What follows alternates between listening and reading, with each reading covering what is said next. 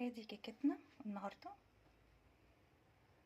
وادي طبقنا، وطلعنا 3 اصناف كيكات من كيكه واحده اللي هي بالفانيليا والميكس والشوكولاته الساده، كل ده من كيكه واحده.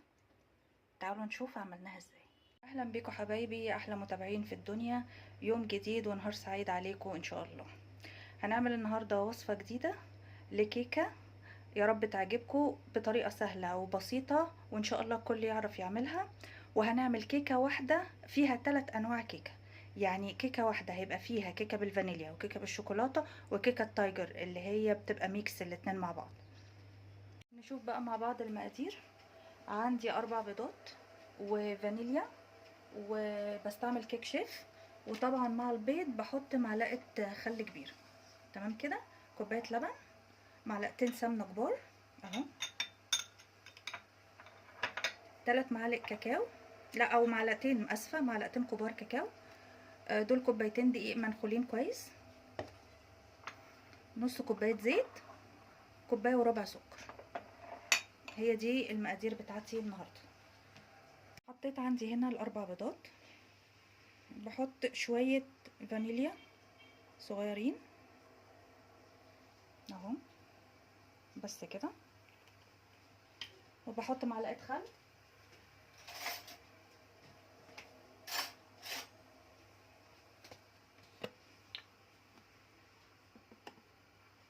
برضو دي عشان زفرت البيض وبتخلي برضو العجينه هشه وحلوه. بس هعملهم بمضرب البيض وارجع لكم بعد ما البيض اتخلط عندي بالمنظر ده، وبزود شويه في الضرب بتاعه علشان لغايه ما يعمل معايا ريمه كده. هحط كوبايه وربع سكر،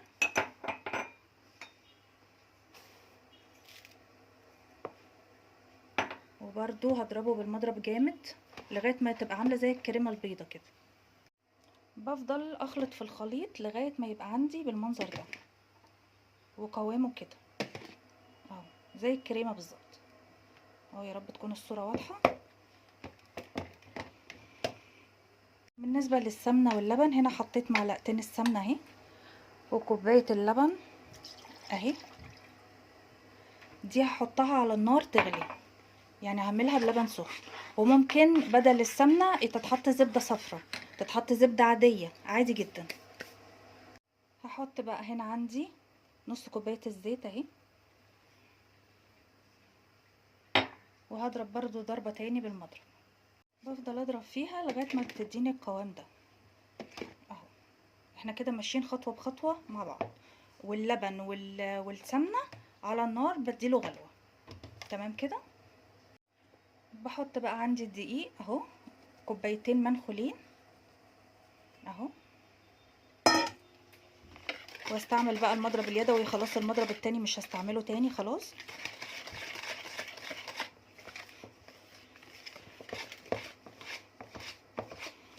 وعادي جدا ان العجينه تبقى تخين عندي، لان انا لسه ما حطيتش لا اللبن ولا السمنه.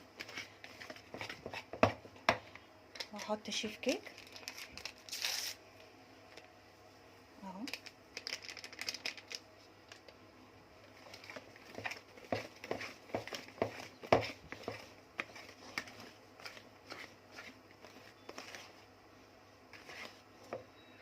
اهي لغايه ما توصل عندك للقوام ده. انا كده مستنيه اللبن يغلي عشان احطه عليه. اللبن اهو غلى عندي اهو، والسمنه اهي على الوش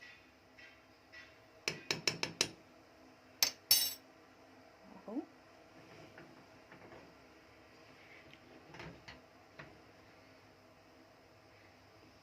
خلاص كده انا هطفي عليه. هحط اللبن عندي على العجينه، بسم الله اهو بالمنظر ده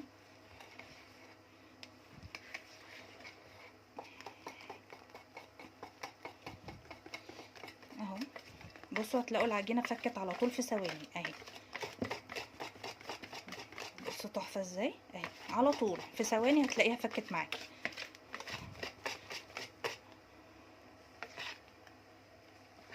وده القوام اللي انا عايزاه للكيكه اهو. انا المره دي هسويها عندي في حله الكيكه اللي بتتحط على النار من فوق، لان في ناس اساسا بتبقى عندها وهي مش بتعرف تستخدمها. هوريكم برضو ازاي هتطلع احلى كيكه وازاي هنعرف نستخدمها. واللي ما عندوش دي ممكن في صواني متجوفه لوحدها من جوه، وفي ناس بتحط صينيه عاديه وبتحط في النص كوبايه، فعلى حسب يعني انتوا شوفوا اللي يريحكم واستخدموه. تمام كده. بالنسبه للحله دي هي بتتحط على النار من فوق على نار هاديه خالص خالص، وهي بتستوي لوحدها. تمام كده. ادي الكيكه الجميله عندي اهي اهي. هنشوف بقى هنحطها ازاي وازاي هتطلع معايا 3 اصناف كيكه. اول حاجه هبتدي احط من ناحيه واحده اهي، نص الكميه تقريبا، بس كده.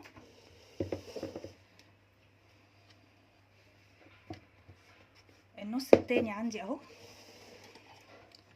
هحط عليه معلقتين الكاكاو، معلقتين الكاكاو اهو، معلقتين كبار كاكاو خام. الكاكاو اللي انت بتحبي تستعمليه استعمليه، مفيش مشكله خالص اهي. الكاكاو اللي انت بيريحك. لو لقيناها تخنت مننا هنحط بق لبن بس تفك، بس هي مش محتاجه يعني، انا شايفاها هي حلوه اهي، مش محتاجه اهي.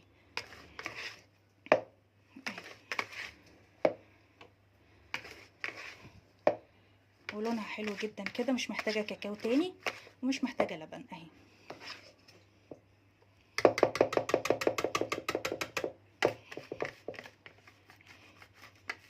هنزل كل اللي حوالين داير ده.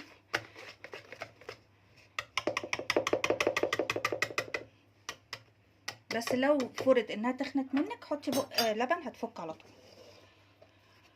هي كده هنبص نلاقي ايه معلش هو في شويه بودره كاكاو جم. هحط برضو من ناحيه واحده يعني كده، من الناحيه التانية انا عايزه ابين لكم اهي. الناحيه التانية كده هقوم حاطه الكاكاو اهو، اللي هي كيكه البني، من الناحيه دي ناحيه واحده بس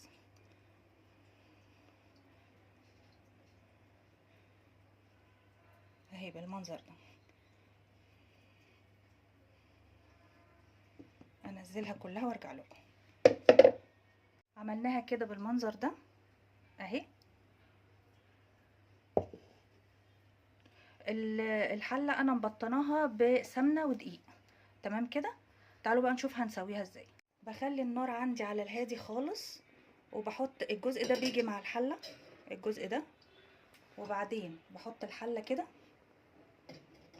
وبتبقى على نار هاديه خالص، شمعة خالص كده بس، وبتبقى مقفوله بالمنظر ده بس كده، وبسيبها لحد ما تستوي على نار هاديه خالص كده. الكيكه عندي اهي استوت، بصوا سواها عامل ازاي، وفرغت اهي.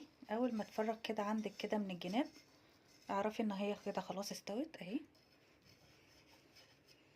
وعشان اتاكد بعمل كده،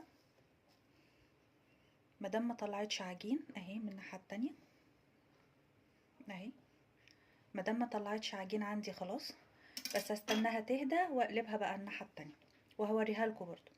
في حاجه انا بعملها فيها، بحاول بصوا ان انا افرغ اللي هي الحواف على اساس ما تلزقش مني، فدي حركه مهمه لازم نعملها قبل ما نقلب الكيكه، على اساس كلها تطلع معاكي حته واحده. ادي شكلها اهو بعد ما قلبتها. هحطها على شبكه عشان تبرد وما تعرقش، وهقطعها برضو واوريها لكم، بس تبرد شويه. وارتفاعها اهو، سواها اهو، تحفه يا جماعه. وادي حبايبي الثلاث اصناف بتوع الكيكه. كيكه اهي البني اهي طريه خالص اهي، والميكس،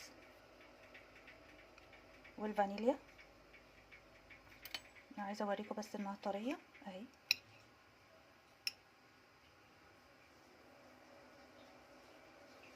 الف هنا للي يجرب، ويا رب الطريقه والوصفه تكون عجبتكم، واشوفكم في فيديو جديد.